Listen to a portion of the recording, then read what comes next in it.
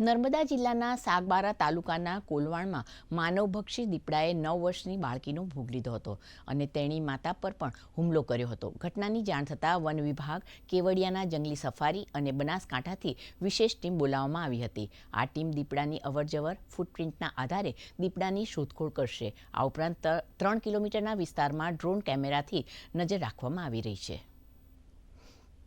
નર્મદા જિલ્લામાં દીપડાઓ હુમલો કરવાનું પ્રમાણ દિન પ્રતિદિન વધતું જાય છે.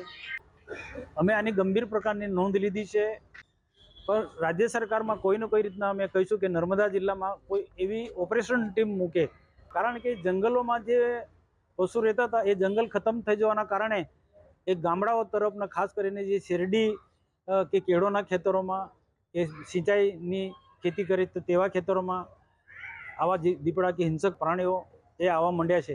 वन विभाग में जो पहला हमला हुआ 27 तारीख को जो हमला हुआ था, जिसमें बच्ची की डेथ भी हुई, दुर्घटना घटी जो, उसके बाद हमने वहाँ पे पहले तो ट्रैप कैमरे हमने यूज़ करे हैं कि वो दीपड़ा कहाँ आ रहा है उसका मूवमेंट पता चले। साथ में उसको पकड़ने के लिए केजेस यूज़ करे हैं, करीब 10 केजेस हमारे पास इंस्टॉल्ड हैं वहाँ पे। प्लस हमने ड्रोन कैमरे का भी यूज़ किया है, जैसे हम अगर वो कहीं खेत में अंदर छुपा है, शेरडी का खेत है, तो ऊपर से हम ड्रोन कैमरे से उसको साइड भी कर सकें।